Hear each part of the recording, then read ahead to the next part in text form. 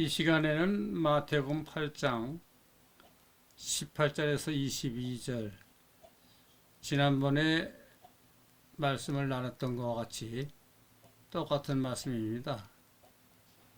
근데 제목이 좀 다르고 내용이 다르죠. 예수께서 무리가 자기를 에워싸는 것을 보시고 건너편으로 가기를 명하시니라. 한 서기관이 나와 예수께 아뢰되, 선생님이 어디로 가시든지 저는 따르리이다. 예수께서 이르시되, 여우도 굴이 있고 공중의 새도 거처가 있으되 인자는 머리 들 곳이 없다 하시더라.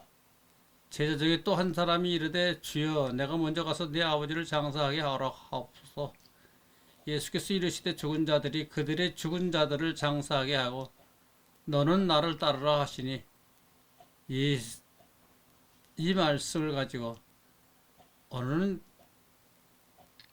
예수를 믿을 수 없는 사람, 예수를 믿을 수 없는 사람, 이런 제목으로 말씀을 나누려고 합니다. 예수를 믿을 수 있는 사람과 예수를 믿을 수 없는 사람이 확실히 분간이 됩니다.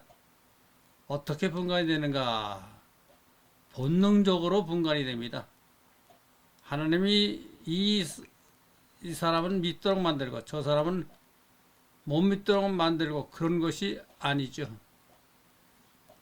하나님께서 인간을 이 땅에 낼 적에는 살아갈 길을 마련해 놓고, 또한 그 길대로 가면 평탄하게 자기의 운명대로 살 수 있도록 했습니다. 그래서 예수께서도 아침에 피었다가 저녁에 아궁이에 들어갈 들풀도 다 아버지께서 살아가는 길을 마련을 했다. 하물며 너희들이야 하는 이야기입니다. 근데 그 마련한 길을 따르지 않으면 어떻게 되겠습니까? 그것이 문제입니다. 안 따르면 망해요. 오늘 많은 사람들이 하나님께서 살아갈 길을 마련해 줬지만 그 길을 안 따릅니다. 하나님이 도둑질해도 괜찮다, 거짓말해도 괜찮다, 아무렇게나 생각나는 대로 향해도 괜찮다, 그런 것을 준 것이 아닙니다. 그러나 지금 세상이 어떻게 되어가는가? 오늘 본문에서 두 사람이 나오는데, 한 사람은 교법사로, 지금으로 말하면 성경학자죠. 즉 구약 성경학자라는 말입니다. 그래서 서기관으로 번역한 것이 잘못된 것이죠. 구약시대 성경의 기록은 다른 사람은 할 수 없습니다. 일평생 성경을 연구하고 가르치는 사람들이 할 수 있는 일입니다. 따라서 서기관이라는 말보다는 성경학자라고 봐야 적당한 번역입니다. 그런 서기관이 예수께서 앞에 와서 나는 당신이 어디를 가든지 따라가겠습니다 했습니다. 근데 예수께서는 나는 이 세상에서 머리 들 것이 없는 사람인데 왜 나를 따르려고 하느냐? 안 된다. 근데 다른 한 사람은 저는 선생님이 따르긴 하지만 아버지의 장사를 치르고 오게 해달라고 했습니다. 근데 예수께서 죽은 자는 죽은 대로 놔두고 너는 나를 따르라 그랬습니다. 즉 죽은 자가 내가 간다고 살아나는 것이 아니지 않냐. 그대로 놔두면 저절로 썩어 없어질 것이 아니냐. 너는 나를 따르라 했습니다. 그러므로 여기서 두 사람 중 한 사람에게는 예수 믿는 것을 허용했고 다른 한 사람에게는 믿는 것을 허용치 않았습니다. 오늘 이 말을 현대적 의미로 고찰해 보아야 합니다. 무슨 말인가 하면 아무리 지 혼자 예수를 믿는다 해봐야 예수께서 허용을 안 합니다. 그런 사람이 있어요. 제가 아무리 기도를 해도 기도에 응답이 없어요. 그와 같은 사실이 있다는 것을 알아야 합니다. 첫째로 여기 성경학자가 예수를 따라하겠다고 했는데 그것은 안 된다고 했잖아요. 근데 지금 교회가 가르치고 있는 것이 무엇인가요? 성경은 예수를 위한 것이다. 특별히 이 구약 성경은 예수를 위한 것입니다. 예수가 올 것을 예언한 책이죠. 예수가 구주되기 위해서 마련된 것입니다. 교회가 그렇게 가르치고 있습니다. 그러나 오늘 여기서 예수께서 하신 말씀을 보면은 이 구약 성경학자가 예수를 따른다고 했는데 너는 안 된다. 특별히 여기서 예수가 말하기를 여우도 굴이 있고 공중에 나는 새도 깃들 것이 있지만은 나는 머리 들 것이 없다 했습니다. 이 말은 무슨 말인가? 나는 이 세상과는 관계없다. 세상과는 관계없는 사람이다.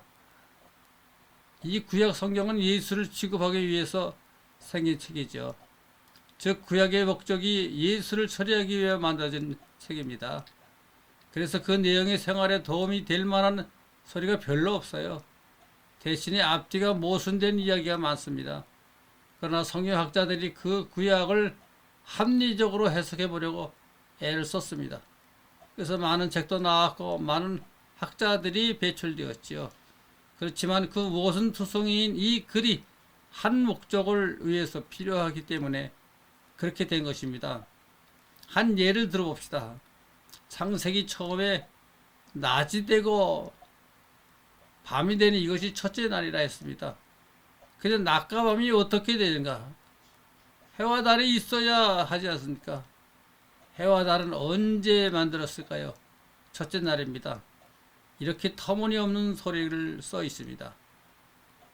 그래도 이것이 하나님의 말씀이다 해서 믿고 있습니다. 해와 달을 만든 것은 셋째 날인데 어떻게 해서 달이 없는데 낮이 되고 밤이 되겠습니까? 이렇게 엉터리 같은 소리가 한 군데만 있는 것이 아니죠. 이런 못된 소리가 수없이 많습니다. 그러나 그것이 다 목적이 있어. 그 목적이 무엇인가? 유기를 채우기 위해서 이렇게 조작할 수밖에 없었습니다. 7째 되는 날은 안식일이죠. 안식일을 입증하기 위해서 이렇게 쓰여진 것입니다. 구약 성경이 대개 그렇게 되어 있어요. 그런 거로 율법에서 애언에 이르기까지 거기에서 무슨 교훈을 찾으려고 해서는 안 됩니다. 우리가 그 목적을 발견해야 되는데 지금까지 성경학자 한 사람도 그 목적을 찾아낸 사람이 없습니다. 근데 그 목적 가운데 하나가 또 무엇이 있는가? 장차 이스라엘 사람들뿐 아니라 온 세계 사람들로 하여금 예수를 모르도록 하기 위해서 기록된 책입니다. 그것을 알아야 합니다. 구약은 예수를 인도하는 책이 아니고 예수를 모르게 하는 책입니다. 그런가 하면 바울도 우리에게 예수를 똑똑히 못 가르쳤고 베드로나 다른 제자들도 예수를 우리에게 정확히 못 가르쳐 줬습니다. 따라서 오늘날 교회가 예수를 모르고 있어요. 저는 교회가 예수 하나님 하고 있지만 예수를 모르고 있습니다. 간단히 예를 들어볼까요? 오늘날 감리교회 교단에서는 부활을 믿는 사람이 없습니다. 물론 신도 중에 예수의 부활을 믿는 사람이 얼마나 되는지 모르겠지만은 적어도 미국의 감리교 신학교에서는 부활을 가르치지를 않습니다. 장로교는 부활을 믿는다고 하고 있으나 부활을 믿는 것이 아닙니다. 부활을 증명해야 됩니다. 성경에 써 있으므로 부활을 믿는다 하고 있습니다. 그런데 성경에 확실하게 잘 기록되어 있어요. 마태복음에서는 부활이 제대로 잘 취급하지 못했습니다. 마가복음에서는 부활이라는 말이 몇 자 보이다가 나중에 가서는 없어져서 버렸습니다.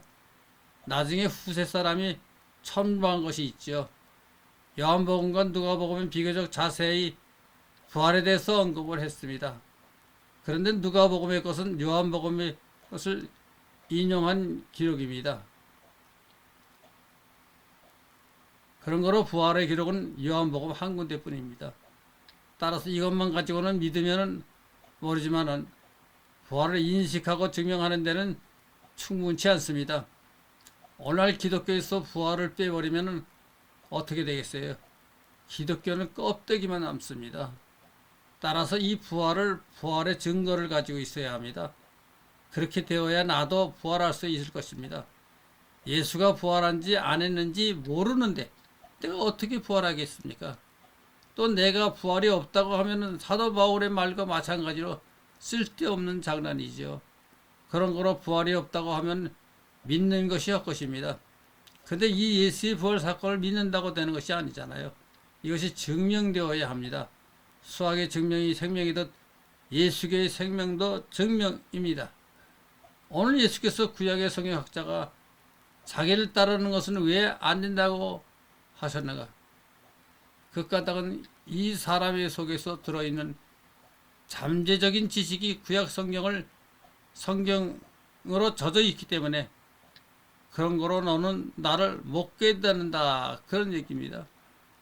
나를 따르려고 하는 데는 다른 목적이 있다 것이죠. 저도 이 교회에 통해 얻은 증거가 있습니다. 이 창조회복교회를 통해 많은 사람들이 들어오고 나가고 했습니다. 2011년부터 이 교회를 시작했으나 수년이 틀렸습니다. 근데 이 교회에 많은 사람이 들어오고 나가고 했는데 무슨 까닭일까? 그것은 기독교의 정통 교리에 물른 사람은 이 교회에서 못 견딘 모양입니다. 그래서 얼마 있다가는 나가고 한 것이죠. 재래의 신앙관이 큰 사람은 이 교회의 복음이 받아들이지 않습니다. 그것이 무엇인가? 기존 교회에 열심인 사람들은 오늘 이 성경에 나오는 서기관과 같습니다. 서기관 같은 잠재의식이 들어있는 거로 예수를 깨닫지를 못합니다. 12제자들도 처음에 예수를 이스라엘 메시아로 알고 그가 왕권을 잡으면 다 한 달이 차지할 줄 알고 그런 희망을 갖고 따랐습니다. 그런 거로 예수가 예루살렘으로 올라가 십자가에 못 박힌 것이죠. 못 박히니까 베드로가 그런 말씀하지 마옵소서. 결코 여호와께서 그렇게 하지 않을 것입니다. 예수께서 대답해서 아무리 제자라 해도 야, 이 사탄아 물러가라. 여러분, 이 구약 성경에는 천국이라는 것이 없습니다. 저는 일평생 구약을 연구했지만은 이 책에는 천국이 없습니다. 이 구약을 다시 한번 펼쳐보아요. 여호와 나는 이스라엘 왕이다. 나는 이스라엘을 만든 사람이다. 나는 이스라엘의 신이다. 다른 백성의 신은 아니다. 또 나는 유대의 나라 시온에 있다. 하늘에 있는 것이 아니고 나 여호와는 시온에 산다. 나는 예루살렘 성전에 있다. 그런 거로 이 구약은 이 세상 이스라엘을 중심으로 한 말이죠. 그런 거로 예수께서 여우도 굴이 있지만은 나는 이 땅에 머리 둘 것이 없다 한 말은 이 이스라엘은 내 땅이 아니다. 그런 이야기죠. 그러나 서기관 너는 이 땅의 것을 공부한 사람이잖아요. 즉 이 땅에 속한 사람이다. 그런데 이 땅에 속한 사람은 예수를 못 믿는다. 아무리 예수께 가려고 해도 예수가 받아주는가? 안 된다. 아무리 해보세요. 여러분은 이렇게 생각할 수도 있습니다. 연복음 3장 16절에 보면 하나님이 세상을 이처럼 사랑하사 독생자를 주셨으니 누구든지 저를 믿으면 구원을 얻을 것이다 하는 말대로 믿으면 되는 줄 알고 있습니다. 그러나 본래 인간에게는 부활이 없습니다. 인간이라는 생물은 내일 적에는 최고의 오래 살아야 120세 정도 살다가 그 다음에는 죽도록 되어 있습니다. 근데 힘든 이야기지만 천국이란 이 세상 사람을 위해 있는 것이 아닙니다. 이 천국은 하나님의 창조의 완성품으로 형성된 것입니다. 천국의 멤버들은 천사들이고 이제 하나님께서는 이 세상 사람 중에서도 얼마를 택해서 그 하늘나라의 인원으로 활동할 수 있는 계획을 가졌습니다. 그것이 예수가 이 땅 위에 온 목적 중에 하나이죠. 세상 사람 중에서도 천국의 회원이 될 수 있는 사람이 약간 있습니다. 그렇다고 해서 어떤 사람을 지정을 해서 너만 가고 다른 사람은 못 간다 하는 것이 아니죠. 일반 원칙은 누구든지 믿으면 천국의 회원이 될 수 있는 길을 열어놓았습니다. 천국에 갈 수 있는 방향을 자기가 잡아야 돼요. 그러면 도와주지만은 예수를 믿을 수 없도록 방해하는 생각이 심령 속에 가득 들어있는 사람을 예수가 억지로 끌어들이지는 않습니다. 그래서 이 요한복음 말씀은 우리에게 원칙을 가르쳐 주는 것입니다. 마태복음 7장에 보면은 마지막 심판날에 많은 사람이 예수 앞에 와서 내가 당신의 이름으로 많은 권능을 행하며 귀신을 쫓아내고 주의 이름으로 선지자 노릇을 했습니다 했을 때 예수는 도무지 너희를 모른다 물러가라 했습니다. 예수 앞에서 선 사람들은 잘 믿는 사람들이었을 것입니다. 이 사람들이 예수 앞에 거짓말을 떠드는 것이 아니죠. 사실 이들이 세상에서 당신을 위해 이만큼 해냈습니다. 그러나 예수는 도무지 모른다. 나를 떠나라 한 것입니다. 또한 마태복음 25장에 보면은 권 얻을 사람들에게 나는 내가 헐벗을 적에 입혀주었고 배고팠을 때 먹여주었고 병들었을 때 돌봐주었고 옥에 갇혔을 때 찾아주었다. 그런데 구원 못 얻을 사람들에게는 내가 벌거벗을 때 입혀주지 않았고 내가 굶주렸을 때 먹여주지 않았고 병들었을 때 돌보지 않았고 감옥에 갇혔을 때 찾아보지 않았다. 그때 사람들이 언제 주님이 이런 상태에 있었습니까? 했을 적에 예수께서 무슨 말씀을 했습니까? 이 가장 적은 내 형제에게 한 일이 곧 내게 한 일이다. 사실은 예수가 이 세상에 어떤 처지에 있습니까? 지금도 옥중에 있고 배고픈 처지에 있고 헐벗은 처지에 있습니다. 그가 천국에서는 아니지만은 이 세상에서는 항시 배고팠고 대접을 못 받고 마지막에는 십자가에 달리지 않았습니까? 그런데 아직까지도 예수가 이 세상에서는 십자가에 달린 처지를 면치 못하고 있습니다. 그것이 잘 알아야 합니다. 그 제자들이 있었지만은 예수와 같이 십자가에 달린 제자들이 없었어요. 오히려 예수와 같이 십자가에 달린 것은 강도였습니다. 이스라엘 사람들이 보는 죄인이 예수와 같이 십자가에 달려 죽었지만은 소위 그를 사랑한다는 제자들은 다 달아나게 바빴지 예수와 같이 십자가에 달리지 못했습니다. 오늘날도 우리들이 예수를 믿는다 하면 예수와 같은 생활을 한다면 이 어린 형제들이 예수와 같이 동거하고 있다는 것을 알아야 합니다. 지금 교회에서는 예수를 만왕의 왕, 왕중의 왕이라고 하고 찬양하고 있습니다. 그러나 예수가 무슨 왕입니까? 예수는 지금도 배고픈 상태에 있고 옥중에 있고 헐벗은 상태, 어려운 상태에 있습니다. 그와 같은 어려운 처지에 있는 예수를 돌보지 않는 현대 기독교가 무슨 예수를 안다고 하는가?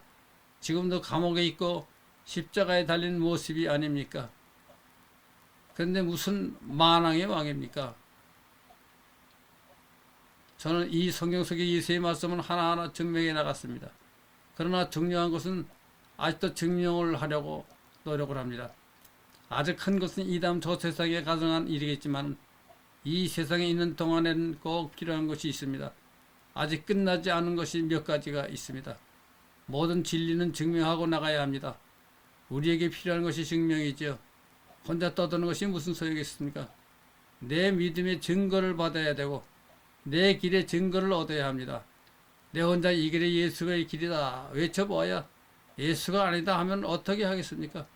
그런 거로 증거가 필요합니다. 그런 거로 오늘 여기서 볼 적에 믿을 수 있는 사람, 믿을 수 없는 사람, 이것이 하나님의 경륜 가운데 뚜렷하게 구분이 됩니다. 증명이 됩니다.